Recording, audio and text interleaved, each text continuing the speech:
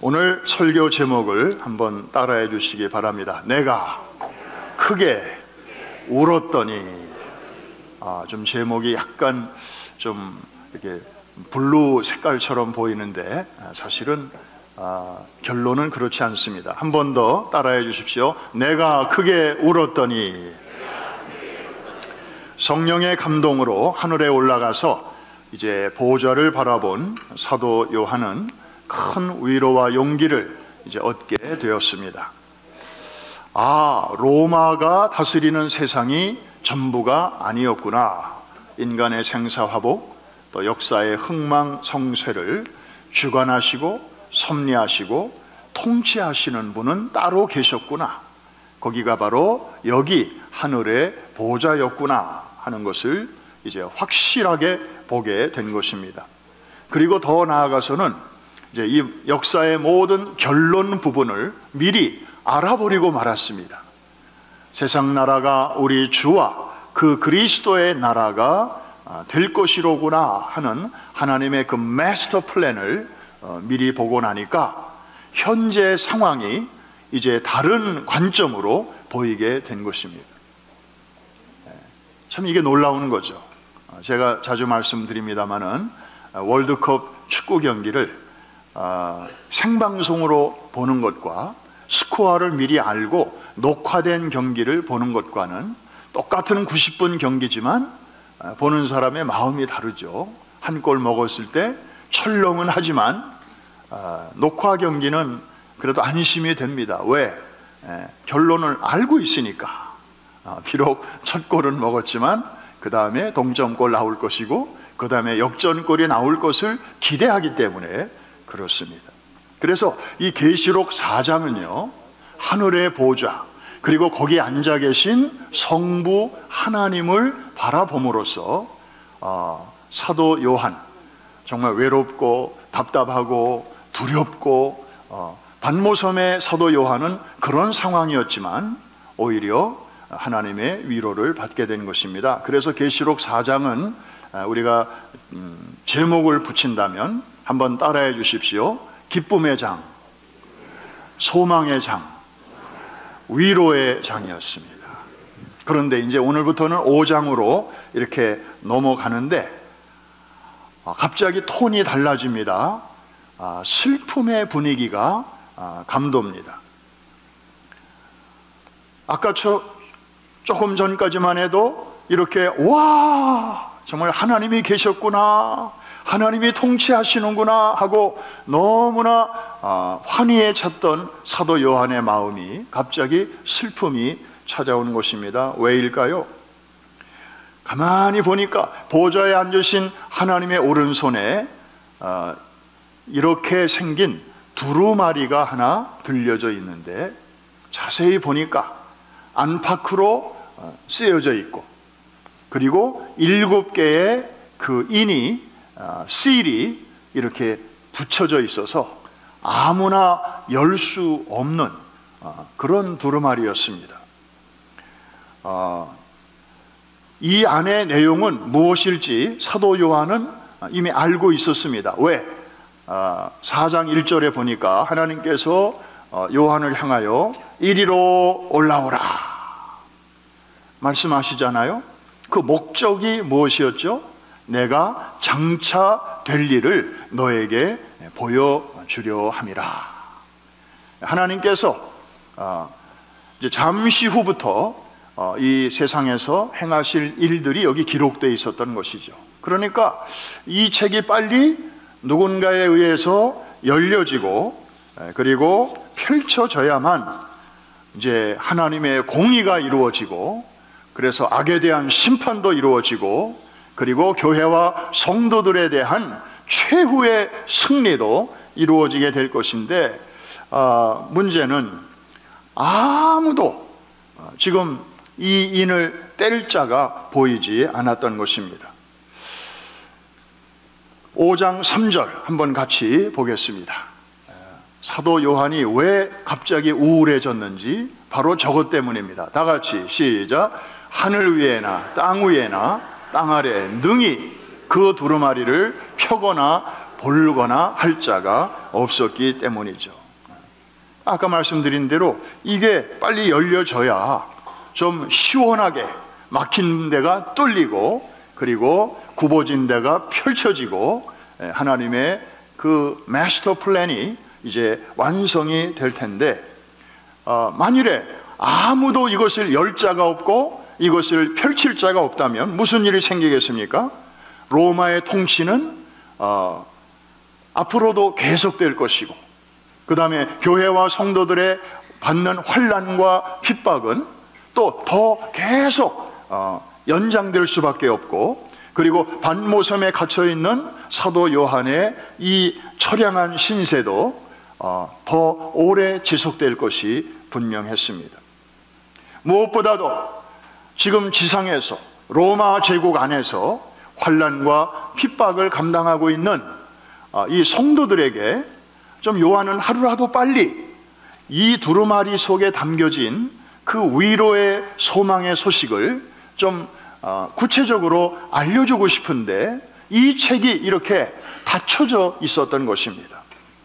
그리고 자기도 어떻게 좀 이걸 해보고 싶은데 자기는 자격이 안 된다고 하는 것을 깨닫고 나니 너무나 고통스러운 일이었습니다. 여러분, 사실 사도 요한으로 말할 것 같으면 정말 대단한 사람 아닙니까? 여러분, 예수님의 12 제자들 가운데서 특별히 뭐 주님이 편애를 하셨겠습니까마는 이 요한이 쓴 요한복음에 보면 자기를 가리켜 특별히 주님이 사랑하시던 자라고 쓰고 있습니다. 그렇게 써놓고 보니까 좀 민망했던지 자기 이름은 밝히지 않고 있습니다. 그런데 특별히 그렇게 쓰고 있습니다. 아마 다른 제자들이 보고는 굉장히 좀 안이꼬와 했을지도 모릅니다. 그런데 그런 표현이 있습니다. 우리 요한복음 13장 23절 같이 한번 읽겠습니다. 시작. 예수의 제자 중 하나 곧 그가 사랑하시는 자가 예수의 품에 의지하여 누웠는지라. 다른 제자들이 보면 저 표현을 보고 뭐라고 생각할까요? 야, 너만 사랑해?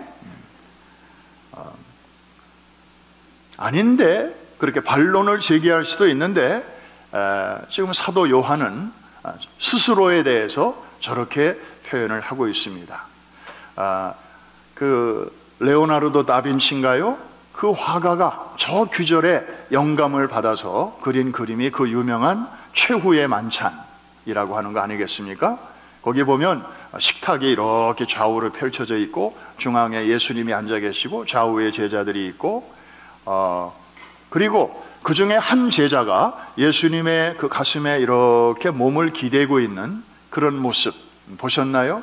한번 집에 가서 자세히 보세요. 지금은 말고. 거기 바로 성경에 뭐라고 되어 있어요? 그의 사랑하시는 자가 예수의 품에 의지하여 누웠는지라. 그래서 이제 화가가 그걸 이렇게 그린 것이죠.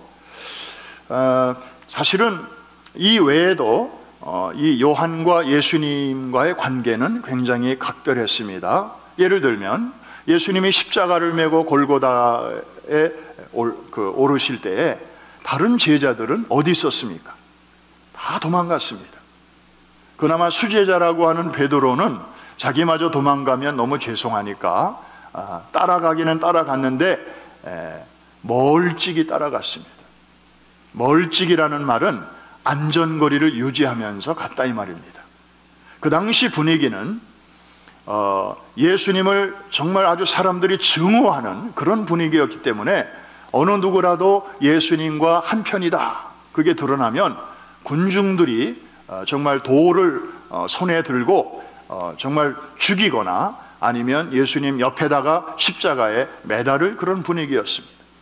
그 제자들이 다 도망갔던 것이죠.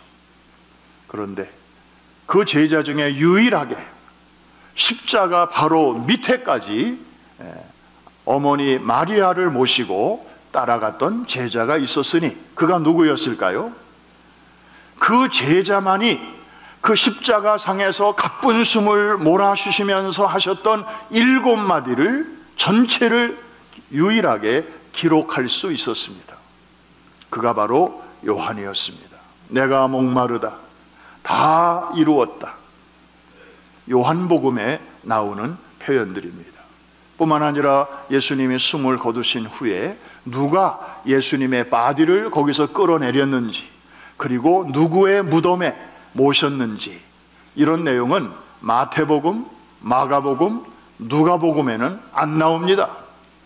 오직 그 현장에 있었던 최후의 순간을 지켰던 이 사도 요한복음에만 나오는 내용들입니다. 그 후에 사도 요한은 예수님이 십자가에서 하셨던 그 유언을 받들어서 예수님이 뭐라고 말씀하셨어요? 요한을 바라보시면서 요한아, 이제부터 내 옆에 서 계신 마리아는 내 어머니다. 잘 부탁한다. 그 말씀을 받은 요한은 그 예수님의 어머니 마리아가 세상 떠나는 그 마지막 시간까지 이렇게 잘 봉양을 했던 것이죠. 효성지극한 양아들이기도 했습니다. 뿐만 아니라 사도 요한은 사랑의 사도로 잘 알려져 있습니다. 예수님을 통해서 나타난 하나님의 사랑을 정말 아주 선명하면서도 그리고 알기 쉽게 우리 모두에게 소개한 분이죠. God is love. 하나님은 사랑이시라. 그리고 사랑하는 자들아, 우리가 서로 사랑하자. 사랑은 하나님께 속한 것이니. 참 그 사랑의 본질에 대해서 요한만큼 우리에게 이렇게 구체적으로 알려준 사람이 없습니다. 요한복음을 통해서, 요한 1서, 2서, 3서를 통해서, 그리고 요한계시록을 통해서 그렇게 했던 것이죠. 뿐만 아니라 사도 요한은 기도의 사람이기도 했습니다. 여러분, 사도행전 3장에 보면 그 안진뱅이가 고침받는 장면이 나오죠. 제9시 기도 시간에 두 사도가, 두 제자가 그날도 기도하러 성전에 올라가다가 뷰티풀 게이트, 미문 앞에 앉아있는 나면서부터 안진뱅이인 사람을 불쌍히 여겨서 내가 원하는 은과 금은 내게 없지만 우리에게 있는 나사렛 예수의 이름으로 이르노니 이름으로 일어나 걸으라 할 때에 그의 평생의 숙제가 거기서 풀려지게 되었죠. 기도의 사람이었습니다. 뿐만 아니라 지난 시간에 잠깐 말씀드렸는데 사도 요한이 유배되어 있던 반모섬에 가보면 거기 기념교회당이 있고 그 입구를 딱 들어가면 그 건물 바로 정면에 그 현관에 그의 초상화가 저렇게 걸려져 있습니다. 그 넓은 이마에 보면 혹처럼 생긴 게 하나 보이시죠? 저것은 혹이 아닙니다. 저것은 굳은 살입니다. 그러니까 반모섬에 유배되기 전에는 없었던 것이죠. 여기에 와서 바위에 머리를 대고 아침부터 밤늦게까지 늘 주님께 기도하고 물어보고 그리고 의논하고 탄식하며 그렇게 기도 생활을 얼마나 간절하게 했으면 사실 이마에 굳은 살 배기는 사람 저는 그렇게 못 봤습니다. 어렸을 적에 김일 선수에게나 좀 있었을까? 정말 사도 요한은 저렇게 기도의 사람이었습니다. 그런데도 하나님의 오른손에 들려져 있는 이 두루마리를 인을 뗄 수도 없고 그리고 이 내용을 펼칠 수도 없는 그런 자격이 자신에게는 없다고 하는 사실을 깨닫게 된 것이죠. 아무나 할 수 있는 일이 아니잖아요. 그 인을 뗀다는 것은 그 안에 기록된 내용을 모든 사람들에게 계시한다는 것이고, 그리고 이 두루마리를 이렇게 펼친다고 하는 것은 접었던 것을 이렇게 펼친다는 그런 의미로 끝나는 게 아니라 여기에 기록된 내용대로 이 땅에서 execute, 시행을 실제로 한다는 그런 의미까지를 포함하는 것이기 때문에 이거는 아무나 할 수 있는 일이 아니었습니다. 보좌 주변에 있는 네 생물도 못하고 24장로도 못하는 것이고, 또 하늘 보좌 최근 거리에 있는 천사들도 할 수 없는 것이고, 사도 요한 인간은 더더욱이나 할 수 없는 그런 일이었죠. 그래서 이런 비참한 현실 앞에서 요한은 안타까움이 쌓이고 쌓이다 보니까 결국에는 울음이 터지고 말았습니다.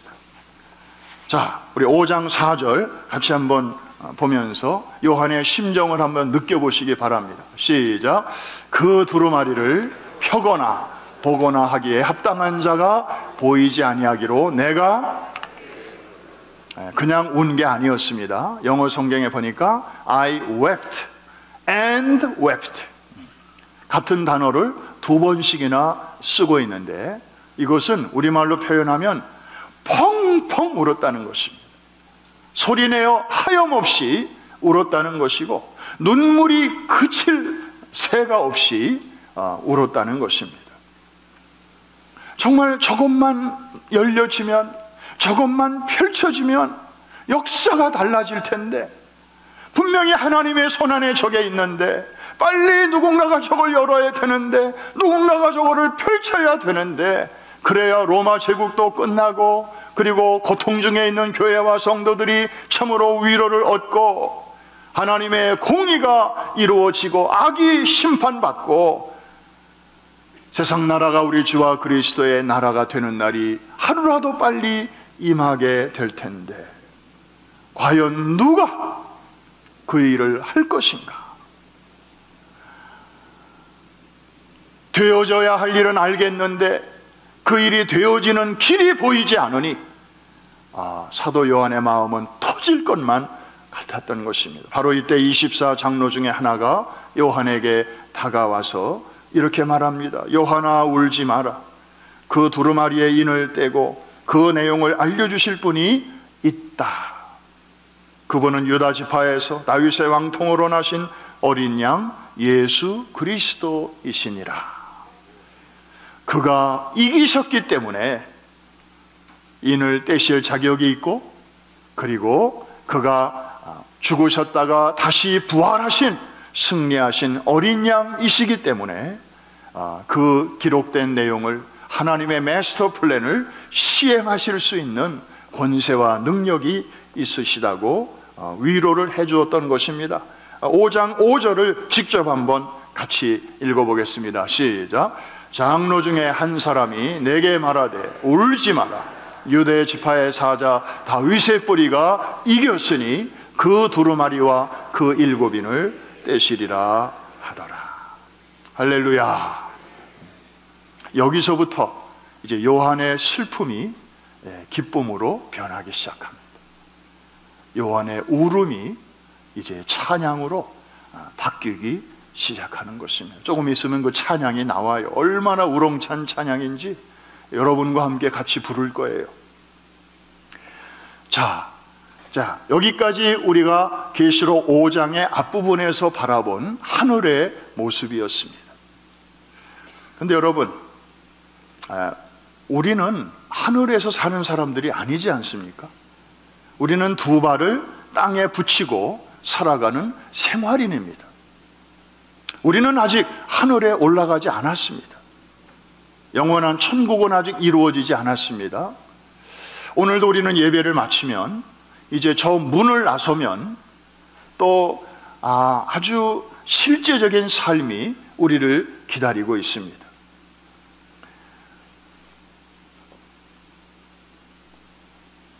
저는 이 요한계시록을 연초에 여러분과 함께 주일마다 이렇게 상고하면서 참 감사한 마음이 많습니다. 저는 늘 이런 기도를 하면서 이제 말씀을 준비합니다. 하나님, 우리가 지금 맞이한 이 새해가 참 때묻지 않은 새해인 것은 참 감사하죠.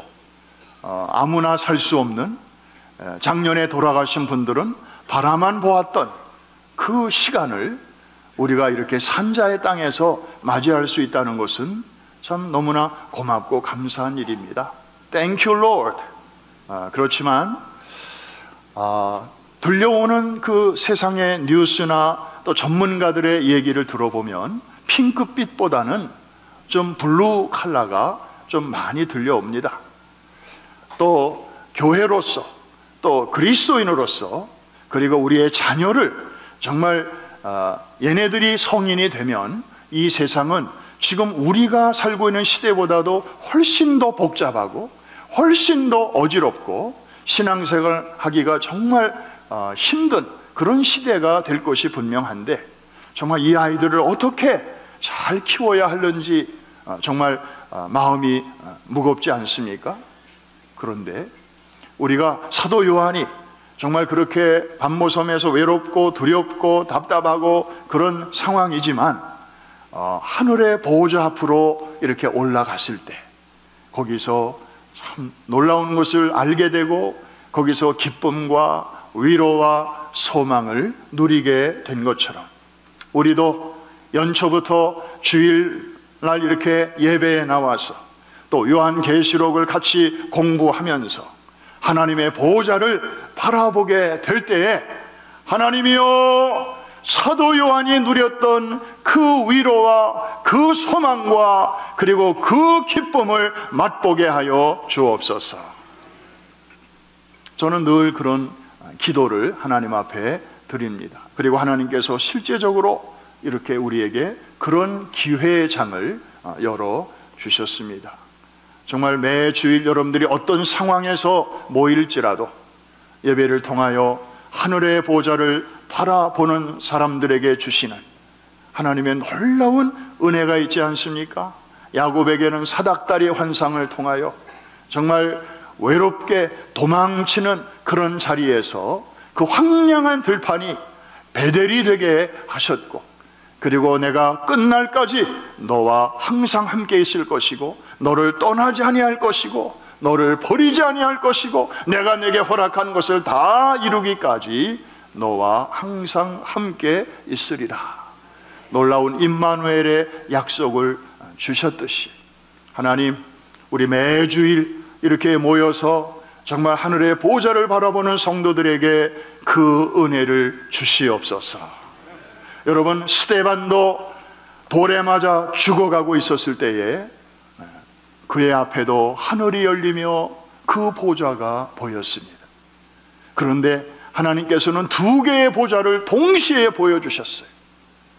하나는 성부께서 앉아 계신 보좌요, 또 하나는 그 옆에 어린 양 예수 그리스도, 부활 승천하신 예수님이 앉아 계신 보좌도 같이 볼 수 있게 되었어요.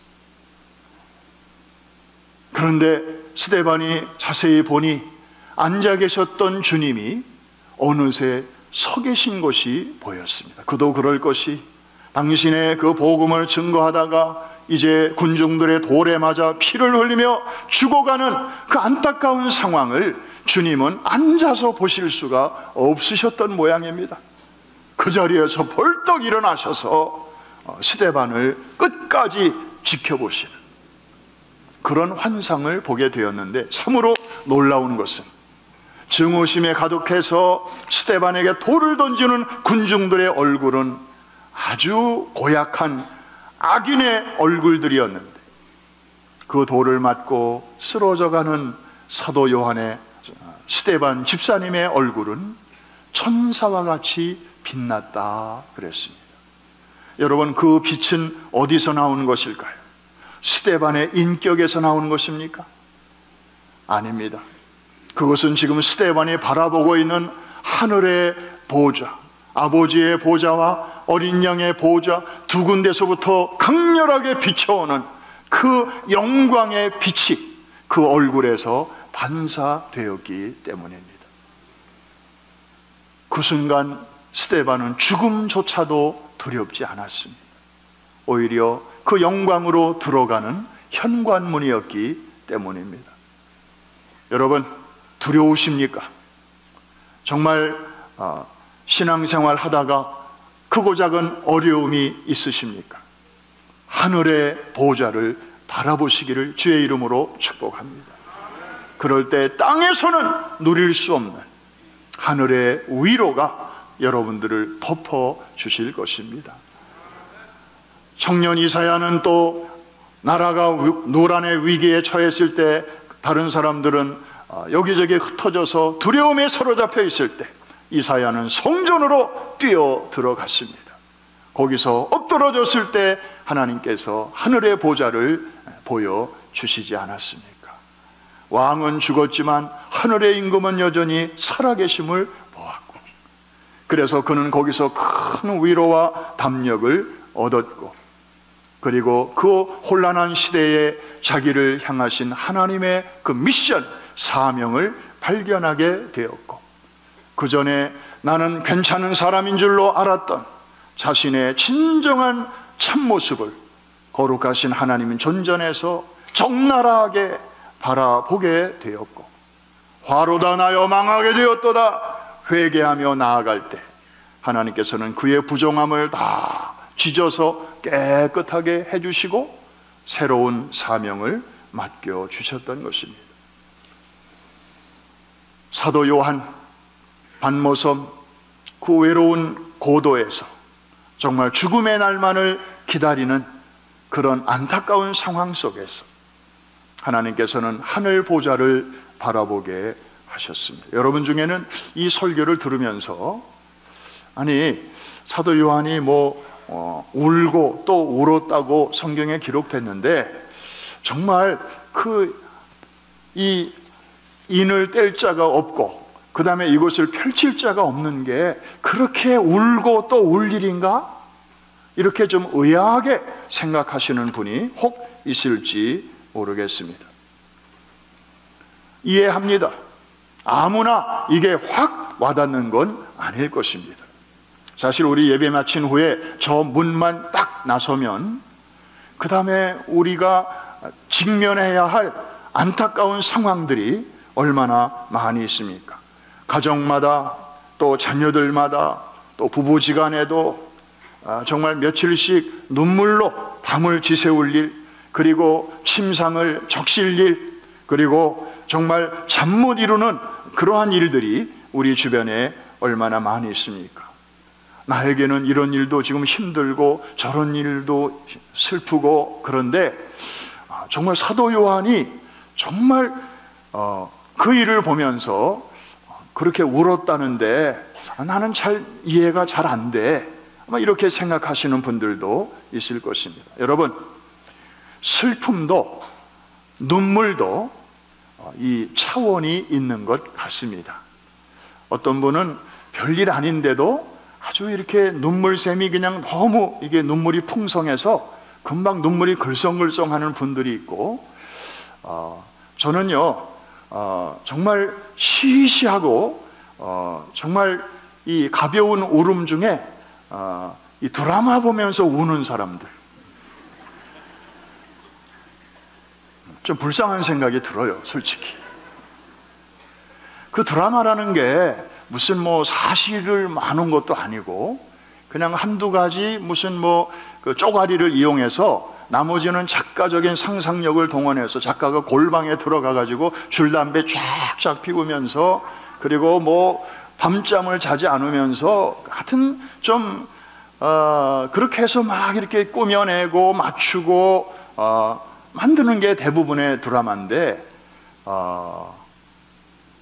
그걸 보면서 사실은 성찬식을 받으면서도 안 나던 눈물이 그런 거 보면서 난다? 이건 좀 조사를 해봐야 되는 거예요. 사람이 영과 혼과 몸으로 구성되어 있는데 뭐에 내가 반응하는지를 보면 그 사람이 영의 사람인지 혼의 사람인지 육의 사람인지 대부분 해답이 나와요. 오늘 성찬식 때 한번 볼 거예요.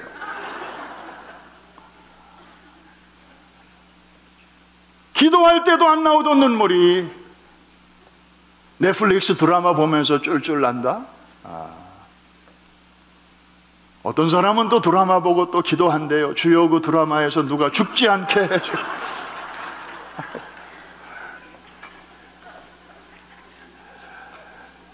여러분, 최근에 언제 울어보셨습니까? 왜 우셨습니까? 무엇 때문에 눈물이 났습니까? 여러분의 차원입니다. 슬픔의 수준입니다. 물론 우리가 울어야 할 때는 울어야 할 것입니다. 그러나 무엇 때문에 내가 그런 반응을 보이는지에 대해서는 우리가 한번 생각해 보아야 합니다. 저는 금년에 벌써 2번째 터키를 다녀왔습니다. 그전에도 여러 번 다녀왔습니다. 터키를 방문할 때는 이스라엘과는 좀 다릅니다. 굉장한 그 감정에 아주 그 격변을 제가 느낍니다. 제 눈에서는 눈물은 나지는 않습니다. 그러나 제 마음속에서는 마치 목욕탕의 벽에서 수증기가 쌓이고 쌓이다 보면 그게 벽을 타고 줄줄줄줄 그 물이 돼서 흘러내리듯이 제 마음에 벽이 있다면 터키의 땅을 밟는 그 순간부터 그런 느낌을 받습니다. 콘스탄틴 황제가 AD 313년에 기독교를 지하에서 지상으로 끌어내죠. 기독교를 공인합니다. 물론 로마의 국교로 선포하는 것은 이제 그로부터 한 7, 80년 후에 일이긴 하지만 그때로부터 1100년 가까이 지금의 터키 땅은 기독교 왕국이었습니다. 수도를 로마에서 콘스탄티노플로 옮기면서 정말 기독교 왕국, 크리스텐덤이었습니다. 지상에 이루어진 천년 왕국과도 같았습니다.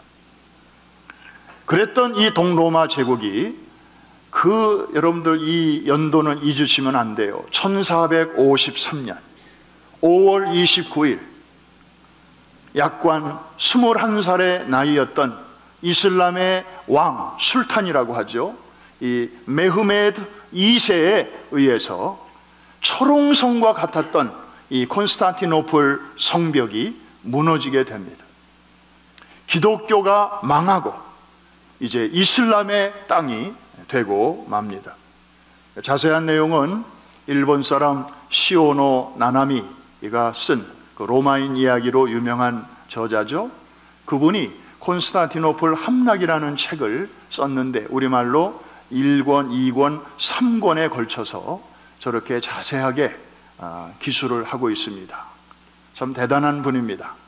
그 단일 사건을 저렇게 아주 방대하게 깊이 있게 상세하게 기록을 했습니다. 한 번쯤은 우리 기독교인이라면 좀 읽어볼 만한 휴가철이나 이런 때 한번 읽어볼 만한 그런 책입니다. 그리고 나서 이제 도시 이름을 바꾸어 버립니다. 콘스탄티노플, 기독교 신자였던 콘스탄틴 황제의 이름이 들어갔던 그 도시의 이름을 이스탄불로 바꾸죠. 이스탄불. 공항마다 우리가 그 이름을 흔히 이렇게 볼 수 있습니다만은 그 뜻은 아주 우리 기독교인들에게는 아주 우리를 수치스럽게 만드는 이름입니다. 이슬람의 도시라는 뜻이니까요. 그리고 이제 그 수도 콘스탄티노플에 있었던 수많은 교회당들이 있습니다. 정말 대표적인 교회당이 성소피아 교회당이었죠. 거기서 크리소스톰 같은 유명한 설교가가 황금의 입이라는 별명을 가진 사람이 한 번 설교할 때 수많은 사람들이 거기서 구원받고 은혜받고 정말 기독교의 그 선한 영향력이 온 땅에 확대됐던 그런 땅인데 이슬람 세력들은 교회가 있던 그 자리에 대표적인 교회들 58개를 선택을 해서 십자가를 다 떼내고 초생달로 바꿔버렸습니다. 그리고 이제 성경 말씀과 그리고 성자들의 사진이 아주 잔뜩 있었던 교회당 벽을 이제 코란의 성경 그 경전 귀절들로 다 도배를 해버리고 말았습니다. 요번에 가보니까 그전까지만 해도 성소피아 사원이 박물관이어서 종교에 관계없이 누구나 다 그냥 신발 신고 들어갈 수 있었는데, 작년인가 재작년인가 터키의 대통령이 갑자기 친서방 정책에서부터 친이슬람 쪽으로 기울면서 그 성 소피아 사원을 모스크로 바꿔버렸습니다. 그래서 하루에 5번씩 거기서 이제 신자들이 몰려와서 요란한 음악과 함께 기도를 하고, 그래서 그 시간에 그 모스크에 들어가려면 예수 믿는 사람이나 뭐 다른 종교 사람도 다 신발 벗고 거기로 들어가야 됩니다. 여러분, 얼마나 속에서부터 막 거룩한 울분이 솟구쳐 오르는지 모릅니다. 이 사람들이 원래 주인이 아닌데, 원래 주인은 기독교인데 어쩌다가 1453년, 여러분 이스탄불에 가면은 꼭 들르는 또 박물관이 하나 있어요. 1453 파노라마 뮤지엄이라는데, 어떤 분들은 우와 정말 테크놀로지가 대단하네 하고 막 감탄하고 그러는데, 저는 정말 속에서 열불이 나는 거예요. 왜? 이슬람에 의해서 기독교가 멸망한 그날 이야기를 파노라마로 보여주는 거예요. 자기들의 승리의 스토리를 보여주는 거예요.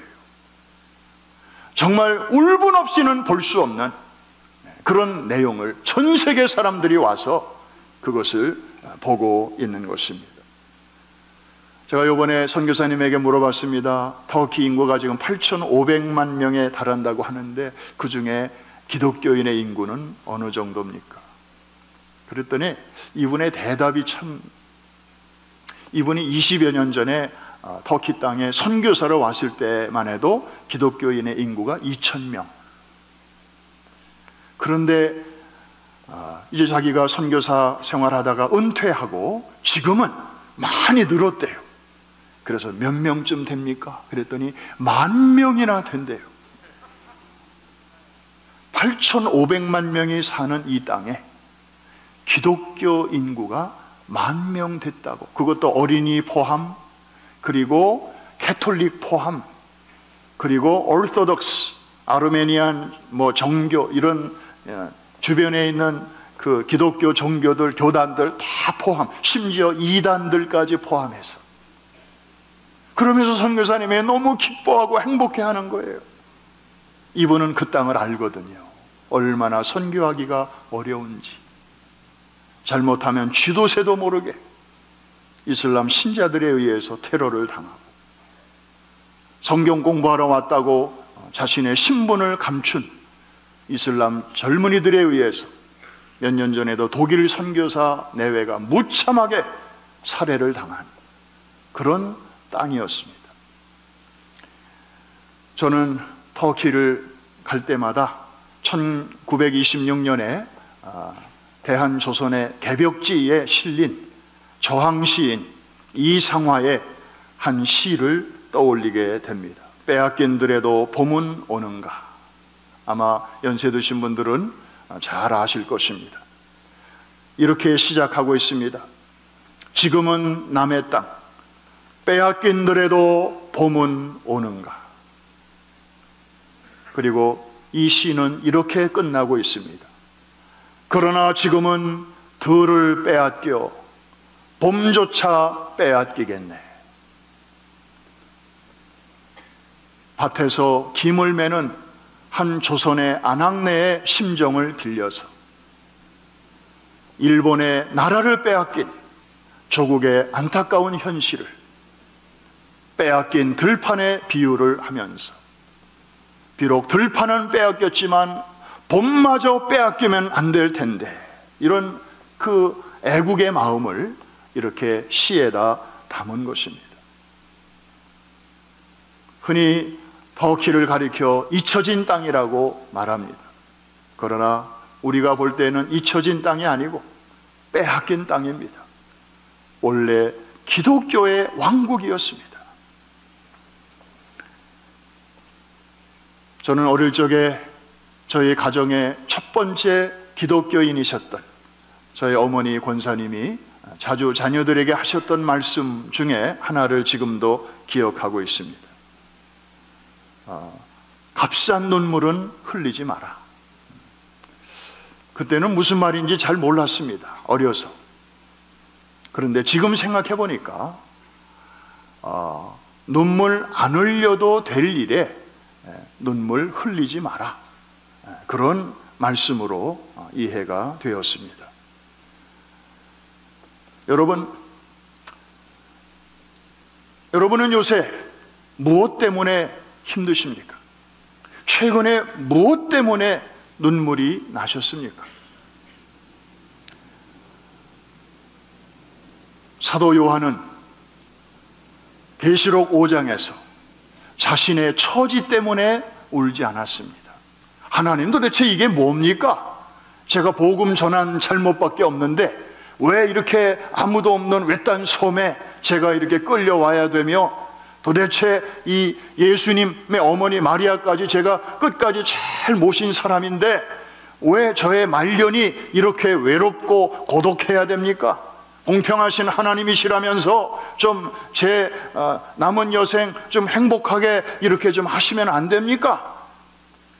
사실 자신의 그 처지를 넋두리를 하면서 얼마든지 눈물을 흘릴 수도 있었을 것입니다.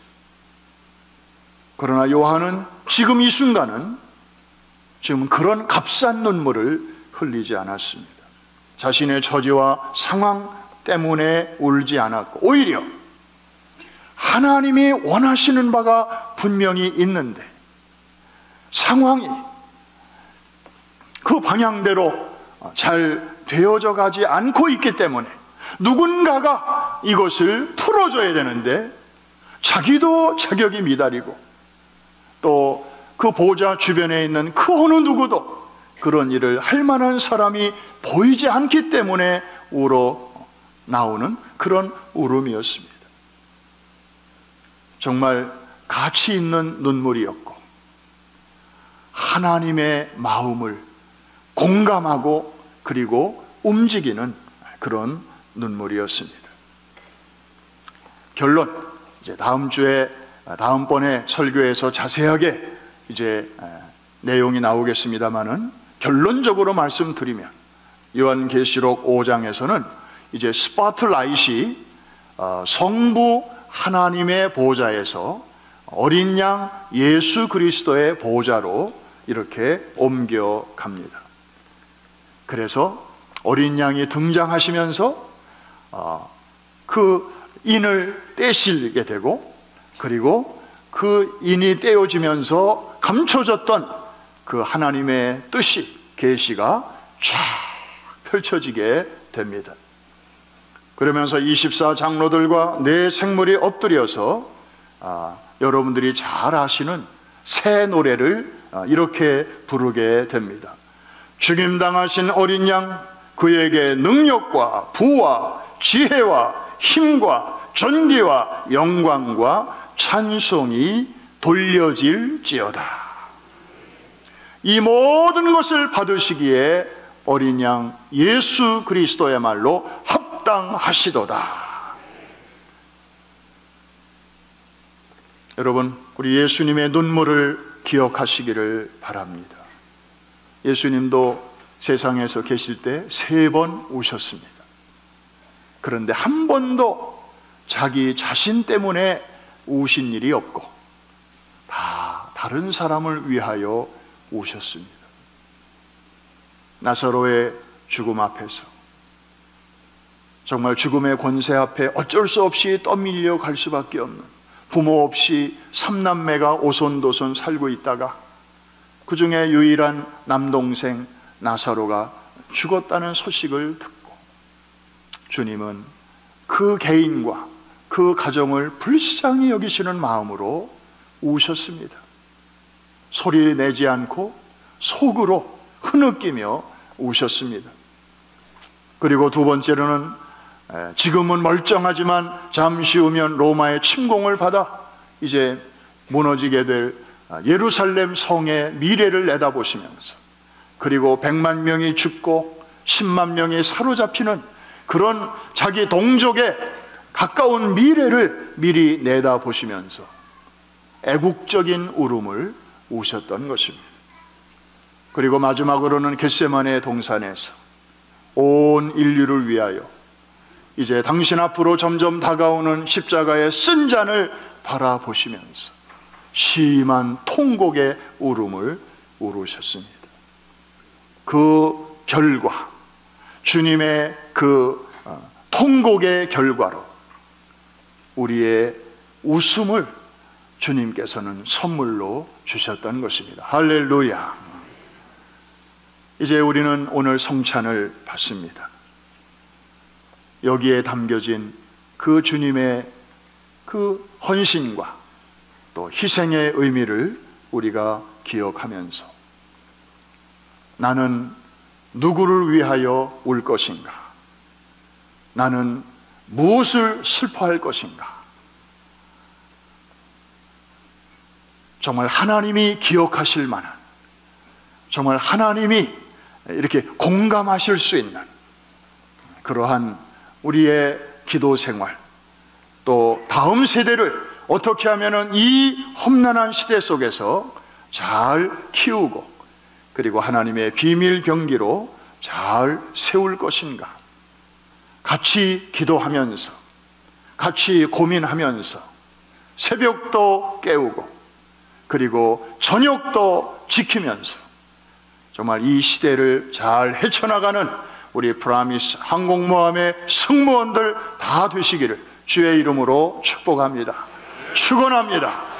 하나님의 그 소원이 나의 비전이 되고 예수님의 성품이 나의 인격이 되고 성령님의 권능이 여러분 모두의 능력이 되는 그러한 멋진 다이나믹한 그런 삶을 살게 되시기를 주의 이름으로 또한 축복합니다.